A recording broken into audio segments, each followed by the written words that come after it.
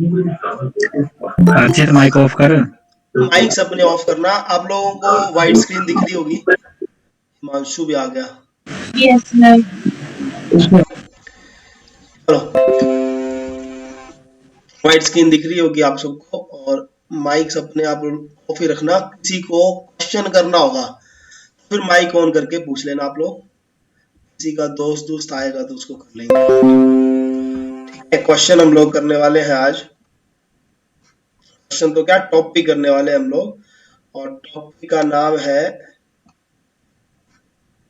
Telescope. ठीक है, telescope करने वाले हैं।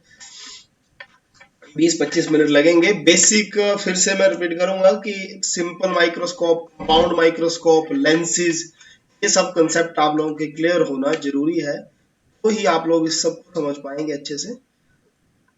तो टॉपिक है हम लोगों का टेलीस्कोप।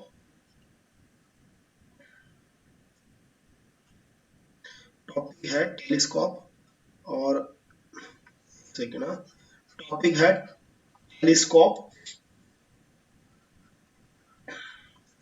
तो जो टेलीस्कोप है वो है बेसिकली टू टाइप से। ठीक है, दो तरह का टेलीस्कोप है। जो फर्स्ट टाइप है वो है refracting refracting refracting type telescopes, और जो दूसरे टाइप के टेलीस्कोप होते हैं वो है reflecting reflecting type telescope reflecting type telescope. इसमें भी जो रिफ्रैक्टिंग है ना, ये रिफ्रैक्टिंग है, फर्दर जाकर फिर से दो तरह का होता है, और ये जो रिफ्लेक्टिंग था ये भी दो तरह का आगे जाकर हो जाता है। जो रिफ्रैक्टिंग है वो हम लोगों का दो तरह से होता है। फर्स्ट टाइप है इसकी astronomical telescope. Astronomical telescope, second कोई आ गया, आई थिंक ज्वाइन किया किसी ने।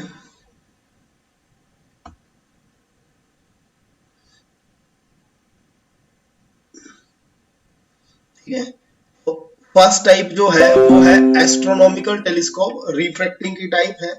और जो सेकंड टाइप आती है इसी की ही, वो आती है टेरेस्ट्रियल टेलीस्कोप। ठीक है, terrestrial telescope, terrestrial terrestrial telescope telescope.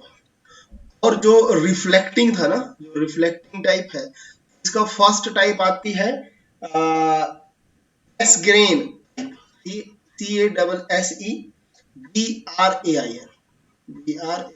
S grain. और जो इसकी सेकंड है वो है Newtonian type, Newtonian Newtonian Newtonian type. एक और आया कोई, मैं फिर से रिपीट कर दूंगा ये सारी बातें। देख लेता हूँ कौन आया। और आयुष,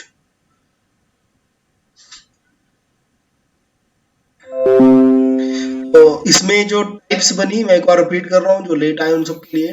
टेलीस्कोप हम लोग टॉपिक कर रहे हैं। टेलीस्कोप टॉपिक जो है इम्पोर्टेंट है। टेलीस्कोप का अगर मैं बोलूं कि यूज क्यों की जाती है, तो टेलीस्कोप की जाती है आसमान में कोई तारे हैं, दूर के तारे आगे, या ग्रह हमें देखने हो। जैसे कोई, किसी को मान लो कोई ग्रह देखना हो, विनस देखना हो, या शनि ग्रह देखना हो, कोई भी ग्रह देखना हो, या कोई आप लोगों को स्टार्स देखने हो, मून देखना हो, आसमान पे कोई भी चीज देखनी है तो टेलीस्कोप की हेल्प से हम लोग देखते हैं। टेलीस्कोप क्या हुई, एक दूरबीन ही हुई। और ये टेलीस्कोप अलग अलग तरह की होती हैं। अगर आप लोगों ने सुशांत सिंह राजपूत का पीछे पीछे केस चला था, तो आप लोगों ने देखा कि उसके पास जो थी टेलीस्कोप थी। और टेलीस्कोप का यूज क्या था, टेलीस्कोप का यूज था टेलीस्कोप का क्या यूज था, टेलीस्कोप का उसका यूज था दूर दूर चीजें, आसमान की जितनी भी चीजें हैं उनको देखना। तो ये टेलीस्कोप आप लोगों के सिलेबस में है। ये दो तरह की होती है। फर्स्ट है रिफ्रैक्टिंग टाइप, सेकंड है रिफ्लेक्टिंग टाइप। जो रिफ्रैक्टिंग टाइप है ये फर्दर जाकर दो तरह की हो रही है। एक है एस्ट्रोनॉमिकल टेलीस्कोप, ये वाली एस्ट्रोनॉमिकल, और दूसरी है टेरेस्ट्रियल टेलीस्कोप। वैसे ही रिफ्लेक्टिंग जो टेलीस्कोप है वो भी दो तरह की है, ग्रेन टाइप और न्यूटोनियन टाइप। काम की बात ये है कि ये जो रिफ्लेक्टिंग टाइप है ना, ये सिलेबस में नहीं है हम लोगों के। रिफ्लेक्टिंग टाइप सिलेबस में नहीं आती है, रिफ्रैक्टिंग टाइप आती है। तो उसमें से हम लोग पढ़ने वाले हैं अभी एस्ट्रोनॉमिकल टेलीस्कोप। इंपॉर्टेंट है एग्जामिनेशन पॉइंट ऑफ व्यू से भी। तो टॉपिक जो आज हम लोग करने वाले हैं टेलीस्कोप का, वो करने वाले हैं एस्ट्रोनॉमिकल टेलीस्कोप। और ये अंडरस्टैंड करने के लिए थोड़ा लेंसेज का फॉर्मूला पता होना जरूरी है। तो टॉपिक आने वाला है हम लोगों का astronomical telescope. Astronomical telescope, astronomical telescope. अच्छा जी, एस्ट्रोनॉमिकल टेलीस्कोप में क्या करेंगे, सबसे पहले लिया जाएगा एक लेंस, और डायग्राम में थोड़ा सा एडजस्ट करना पड़ेगा आपको। इस तरह का एक लेंस होगा, क्योंकि डायग्राम बनाना थोड़ा डिफिकल्ट होता है इसमें। तो इस तरह से एक लेंस लिया जाएगा, और जो लेंस फर्स्ट लेंस, दो लेंसेस लिए जाते हैं, इस लेंस को हम लोग बोलते हैं ऑब्जेक्टिव लेंस, ओ से डिनोट किया जाता है। और ऐसे ही एक और लेंस लिया जाता है, और उस लेंस को हम लोग बोलते हैं आईपीस। उसको भी मैं बना देता हूँ इधर, जैसे इस तरह से दूसरा लेंस लिया जाता है, उसको बोलते हैं हम लोग आईपीस। ठीक है, यह ई से डिनोट करेंगे, आईपीस बोलेंगे। और एक ली जाएगी प्रिंसिपल एक्सिस। तो ये आप लोगों की आ गई प्रिंसिपल एक्सिस, लेंस के बिल्कुल सेंटर से जाएगी इस तरह से। होना लेट चले हुए हैं काफी बच्चे, एक और आया कोई कोमल।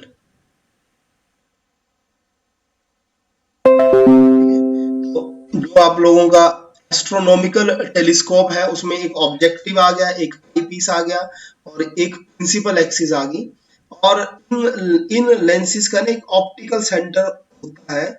वो ऑप्टिकल सेंटर कैसे निकलता है, इस तरह से लाइन लेके, ये जो पॉइंट बन रहा है ये ऑप्टिकल सेंटर है।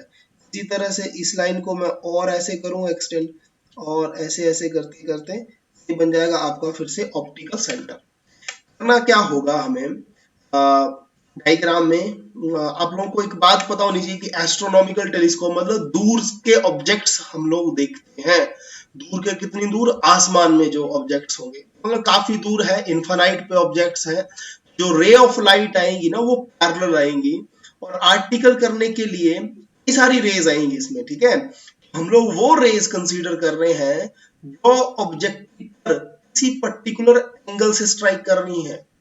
आएंगी पैरेलली, इधर से रे आएगी एक, इस तरह से पैरेलल रे आएगी ऐसे, और एक और रे आएगी इसी तरह से, और इसके सेंटर पे स्ट्राइक करेगी। और हम लोग कंसीडर करेंगे कि ये एंगल इधर अल्फा बना रही है। इससे नेक्स्ट क्या होगा, ये जो रे ऑफ लाइट आएगी और ये जो रे लाइट आएगी, तो आप लोगों को पता है कि ऑब्जेक्ट जो है वो है इन्फिनिटी पे, क्योंकि काफी दूर ऑब्जेक्ट्स हैं। और ऑब्जेक्टिव लेंस पर रेज आ रही हैं, एक अल्फा डिग्री पे स्ट्राइक करेगी विद प्रिंसिपल एक्सिस। और इस पॉइंट पर क्या होगा, ये ही रेज हम लोग आगे लेकर जाएंगे इस तरह से। रेज को जैसे मैं आगे लेकर जाऊंगा, तो आप लोगों को एक बात पता है, अगर ऑब्जेक्ट इन्फानाइट पे हो तो जो आपकी इमेज बनती है वो आप लोगों को पता है उसके फोकस पे बनती है। होगा क्या, ये ही दो रेज आपस में जाकर, थोड़ी रेज में कर लेना एडजस्ट, स्ट्रेट लाइंस बनाना डिफिकल्ट है थोड़ा, तो डायग्राम बुक से भी आप लोग देखोगे तो समझ आएंगी। ये दो रेज आपस में मिली ना, ऑब्जेक्ट इन्फानाइट पे है, तो आपकी इमेज आपको इधर मिलेगी, इस तरह से इस पॉइंट पर इमेज मिलेगी। इसको मैं येलो कलर यूज कर लेता हूँ। ठीक है, येलो कलर से इस तरह से इमेज बना देते हैं। इस तरह से इमेज बनेगी, और इसका मैं नाम रख दिया A डैश B डैश। ये बनेगी कहाँ पे, अब आप लोगों को पता है कि जी फोकस पे बनेगी। कि ऑब्जेक्ट, तो फोकस कौन था, ऑब्जेक्टिव लेंस का फोकस, तो इसको मैं लिखूंगा FO। और अगर मैं इसके डिस्टेंस की बात करूं इधर से, तो वो भी आएगा F ऑफ O। अच्छा ठीक है, अब आप लोगों का जो मेन काम है वो स्टार्ट हो जाता है। इस लेंस का थोड़ा सा मेरे को कर्वेचर बड़ा करना पड़ेगा। ठीक है, लेंस को बड़ा कर देता हूँ थोड़ा सा, इस तरह से सपोज करो ये लेंस बड़ा कर दिया। ठीक है, तो अभी इसकी जो जिसका सेंटर है, ये लाइन भी थोड़ी बड़ी करनी पड़ेगी। ठीक है, अब आप लोगों का बात मैं फिर से रिपीट कर रहा हूँ। ऑब्जेक्टिव पर रे आ रही है इन्फानाइट से, एंगल अल्फा स्ट्राइक करेगी उसके सेंटर ऑफ कर्वेचर C1 पर, और मिलेंगी ये उसके फोकस पर। अब जो हम लोगों का आई पीस है, जो सेकंड लेंस है आई पीस, जिसको मैं बोल रहा हूँ आई पीस जो है, उसको हम लोग इस तरह से एडजस्ट करेंगे कि एफ ओ जो है वो आई पीस का जो सेंटर ऑफ कर्वेचर है, जिसको मैं C2 बोल दूंगा, इसका जो C2 है और इसका जो फोकस होगा, है ना, ये इंपॉर्टेंट बात आने वाली है, इसका जो फोकस होगा आई पीस का, उसको मैं बोल देता हूँ एफ ऑफ ई और C2 के बीच में ये ए डैश बी डैश बननी चाहिए। अगर ऐसा होता है तो रेस किस तरह से चलेंगी, इंक में कोई और ले लेता हूँ ताकि रेज आप लोग अंडरस्टैंड कर सकें। इसके लिए मैं ग्रीन इंक ले लेता हूँ, ठीक है। इससे आगे क्या होगा, इससे जो रे जाएगी ना, इससे बिल्कुल पैरेलल रे जाएगी इस पॉइंट पर, और एक रे इसके सेंटर ऑफ कर्वेचर से जाएगी, ये इस तरह से सेंटर ऑफ कर्वेचर से जाएगी, ऐसे सेंटर ऑफ कर्वेचर से जाएगी, वो बिल्कुल स्ट्रेट ही पास कर जाती है, आप लोगों को पता है। ये रे स्ट्राइक करने के बाद इसके फोकस से जाएगी, इधर फोकस से, फोकस किसका, आई लेंस का, जो एफ ऑफ ई है। अब क्या होगा, अब आप लोगों को पता है आई पीस लेंस को देखना, आप लोग सेकंड लेंस को देखना, इस वाले लेंस को, ई वाले को। तो ऑब्जेक्ट इसके लिए है ए डैश बी डैश, और ऑब्जेक्ट प्लेस्ड है इसके सी सेंटर ऑफ कर्वेचर और इसके फोकस के बीच में। तो आप लोगों को पता होना चाहिए कि जो इमेज बनेगी वो आप लोगों की वर्चुअल बनने वाली है, इस तरह से वर्चुअल इमेज बन जाएगी आप लोगों की। और इस पॉइंट पर सपोज कर लें, इस पॉइंट पर जाकर ये बना दे रही है ऑब्जेक्ट, ठीक है। थोड़ा सा डायग्राम और नीट एंड क्लीन कर लेते हैं। सपोज करो इधर जाकर ये रेज मिल रही है ऐसे, और इधर जैसे बन गया आपका फाइनल इमेज। फाइनल इमेज है तो इसका नाम रख देंगे ए डबल डैश और बी डबल डैश, ठीक है। ये है आप लोगों का ए डबल डैश, हाँ, पॉइंट पर क्या आएगा, ए डबल डैश, ये थोड़ा सा अंडरस्टैंड करना। अब एक बार डायग्राम देखो, किसी को पर्टिकुलर डायग्राम में डाउट है तो जरूर बात करें, क्योंकि फिर इसके आगे आर्टिकल स्टार्ट होने वाला है। थोड़ा सा फिर से रिपीट कर रहा हूँ कि आर्टिकल करने से पहले बुक से आप लोग डायग्राम देख लेना, लाइंस थोड़ी स्ट्रेट बनाना डिफिकल्ट हुआ है। बोल लो जी एक बार, कोई जिसको डायग्राम में डाउट है जरूर बोले।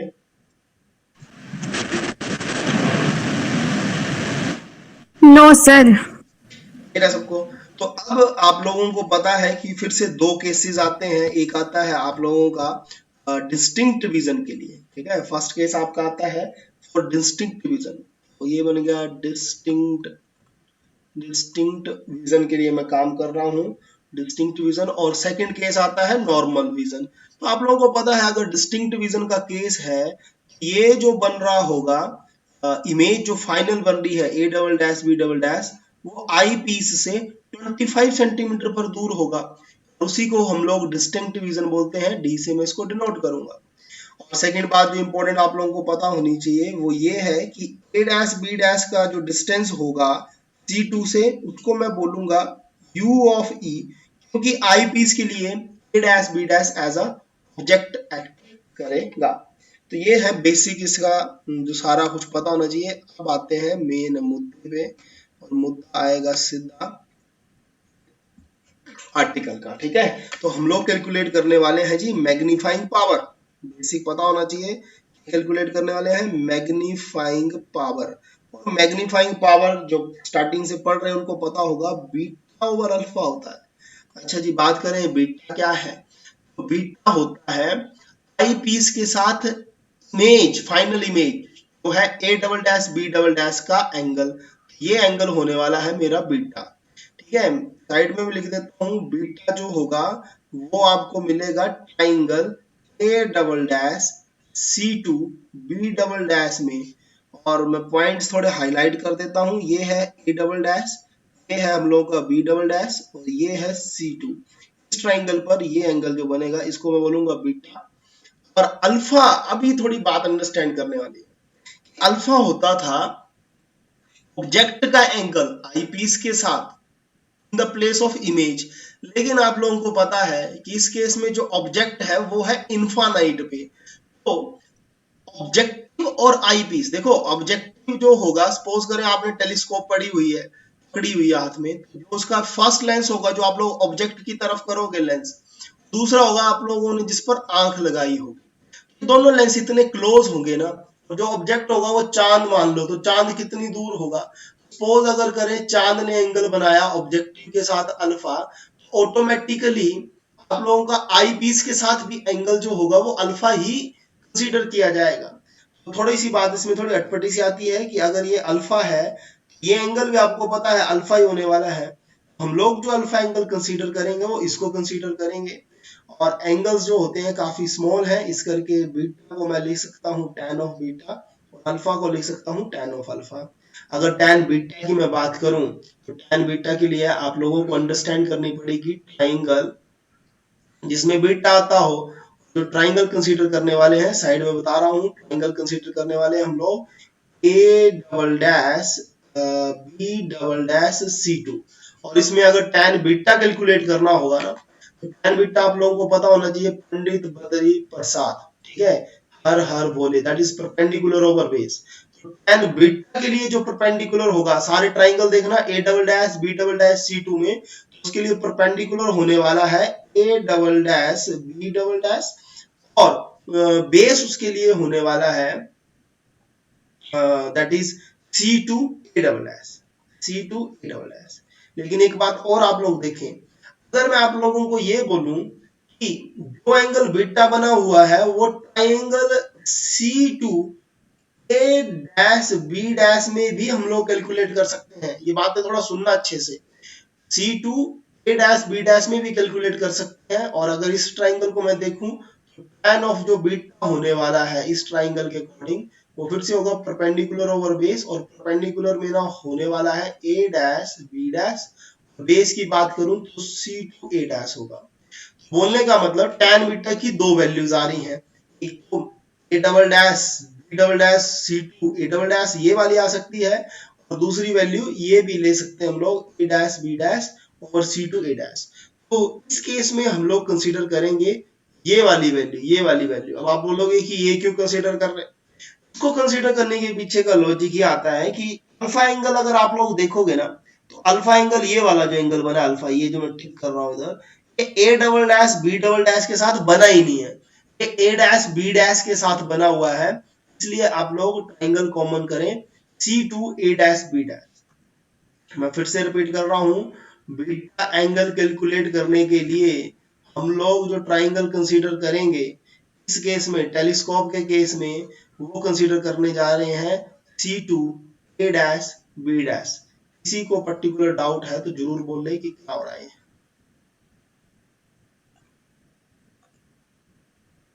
सर इसका रीजन बताओ लो फिर से सर। हाँ रीजन देखो, एक बार मैं इसको लिख देता हूं फिर मैं रीजन बताता हूं। tan बीटा की value A dash B dash over C2 A dash ले रहे हैं।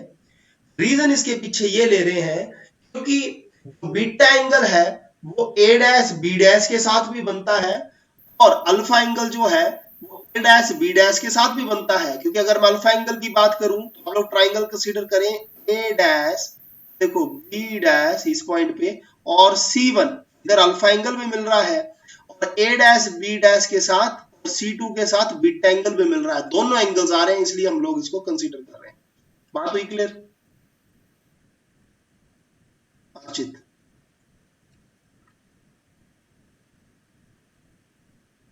अर्चित आवाज आ रही है? Yes sir.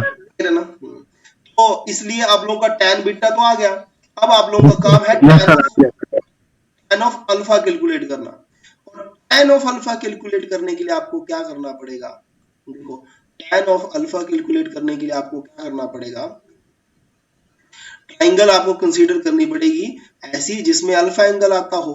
मैंने अभी अभी बताया कि ट्राइंगल क्या करेंगे, देखो tan अल्फा कैलकुलेट करने के लिए साइड में लिख रहा हूं, देख लेना, ट्राइंगल मैं ले रहा हूं A dash B dash C1, और इसमें आप लोगों का फिर से tan है तो परपेंडिकुलर ओवर बेस होगा, परपेंडिकुलर आने वाला है A डैश B डैश, और बेस आने वाला है C1 A डैश। वो वैल्यू हम लोग इधर डाल देंगे tan अल्फा की जगह। देख लेना जी, कंफ्यूज मत होना, इसको स्टेप्स के अकॉर्डिंग लिख देता हूं ताकि कंफ्यूज ना हो जाओ आप लोग। ये मेरा tan बीटा की वैल्यू आ गई, डिवाइड कर दो इसको tan अल्फा से, और tan अल्फा की वैल्यू है A dash B dash over C1 A dash. आप लोगों को पता होगा बेसिक में ए डैश बी डैश से ए डैश बी डैश कट गया, और जो मैग्नीफाइंग पावर आपको मिलेगी वो मिलने वाली है, ये टर्म चली जाएगी ऊपर, ये बन जाएगा C1 A dash over C2 A dash. अब देखने वाली बात ये आती है, C1 A डैश क्या है?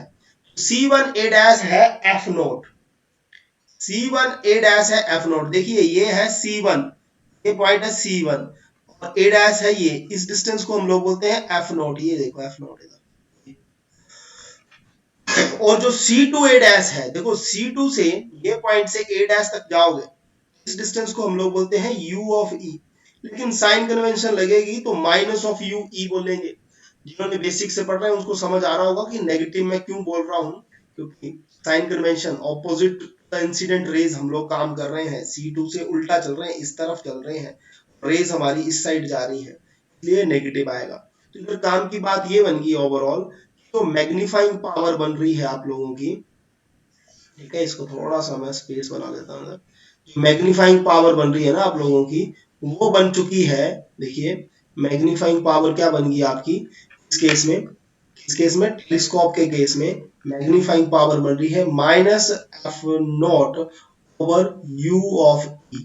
इसमें किसी को अभी तक डाउट आया तो जरूर बोले जी।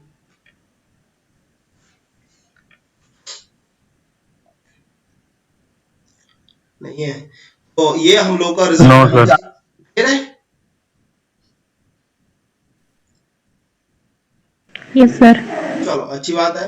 देन इसमें अगर आप लोग आगे का काम देखें कि आगे किस तरह से हम लोग काम करेंगे, तो थोड़ा सा उनको स्पेस बनाने दो। फिर से मैग्नीफाइंग पावर तक आपने देख लिया, इसके आगे हम लोग लेंस फॉर्मूला इस पे लगाएंगे और देखेंगे कि किस तरह से रिजल्ट चलेगा। तो आप लोगों को लेंस फॉर्मूला से हम लोगों को पता है कि जो 1 ओवर एफ होता है that is equal to minus 1 over U plus 1 over V होता है। और मैं बात कर रहा हूं आई पीस की, तो इसको मैं लिखूंगा 1 ओवर एफ ई, इसको लिख देता हूं यू ई और इसको लिख देता हूं वी ई। अगर आई पीस के लिए मैं बात करूं तो एफ ऑफ ई तो आपको पता है पॉजिटिव ही होगा, तो इसको मैं लिख सकता हूं 1 ओवर एफ ऑफ ई, क्योंकि कन्वेक्स लेंस है, कन्वेक्स के लिए आप लोगों को पता है फोकस हमेशा पॉजिटिव होता है, कॉन्केव के लिए फोकस नेगेटिव होता है, तो ये 1 ओवर एफ ई आएगा। लेकिन यूई की वैल्यू आप लोग देखें तो नेगेटिव आएगी, क्योंकि यूई आपका उल्टा चल रहा है, इस तरफ है यूई, उल्टा काम हो रहा है, नेगेटिव आएगी। इधर पहले से नेगेटिव पड़ा है, ये बन जाएगा प्लस का यूई। इसमें किसी को डाउट नहीं आना चाहिए, ये यूई जो है जब मैं आई पीस के लिए अप्लाई कर रहा हूं तो ये नेगेटिव जो है पॉजिटिव बन रहा है, और ये जो वीई है that will be equal to minus D के इक्वल। वीई मतलब image of the eyepiece बन गया। तो अब मैं इधर से u 1 ओवर यू ई की वैल्यू निकालूंगा, 1 ओवर डी को इस तरफ ले जाता हूं तो ये बन गया देखो 1 over F of E plus 1 over D is equal to 1 over U of E. इसी पे थोड़ा सा मैथ्स लगाएंगे, 1 ओवर यू ई ऐसे रख दिया। इस इक्वेशन को थोड़ा अच्छे से देखना, इसमें से अगर मैं 1 ओवर एफ ई कॉमन ले लूं तो बात अटपटी सी लग सकती है कईयों को, देखना जरा 1 ओवर एफ ई में अगर कॉमन ले लूं तो क्या होने वाला है, इधर होने वाला क्या है कि 1 ओवर एफ ई की जगह इधर तो आने वाला है 1, और इधर क्या आएगा F E over D common आएगा। ये बात किसको समझ नहीं आई है जरा पूछ ले।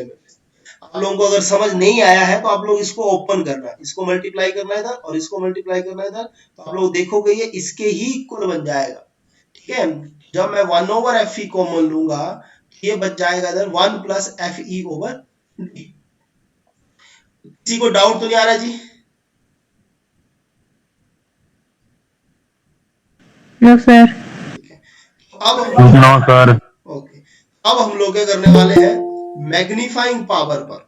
मेरे पास देखो 1 ओवर यूई की वैल्यू मैंने पता कर ली है, 1 ओवर यूई की वैल्यू मैंने पता कर ली। तो मैं क्या करने वाला हूं, ये जो मैग्नीफाइंग पावर है ना इधर इधर, इस पे मैं थोड़ा सा चेंजेस करूंगा। कैसे चेंजेस करूंगा, देखो मैग्नीफाइंग पावर मैंने वैसे रखा, माइनस वैसे लगा लिया, 1 ओवर एफ ओ वैसे रखा, पर आप लोग इस चीज को ऐसे तो बोल सकते हैं कि F O over U E है ना, मैं इसको ऐसे भी तो बोल सकता हूं कि ये जो एफ ओ ओवर यू ही है ये एक्चुअल में एफ ओ इंटू एक सेकेंड, एफ ओ इंटू 1/UE है, बात तो एक ही है, ठीक है। तो वही मैं कर रहा हूं कि F O over minus F O over UE बोलूं या minus F O into 1/UE बोलूं, बात एक ही है। तो मैं इधर से 1/UE की वैल्यू ये आई है मेरे पास, ये मैं इस इक्वेशन में मैग्नीफाइंग पावर में मैं पुट कर रहा हूं। तो ये बनने वाला है 1 ओवर, देखो इधर आने वाला है 1 ओवर एफ ई, और ब्रैकेट कर दी मैंने start, 1 plus F E over D आने वाला है। एच को ऐसे करो, ऐसे करो। मैग्नीफाइंग पावर का इधर बड़ा अच्छा रिजल्ट बन गया है, जो इंपॉर्टेंट है वो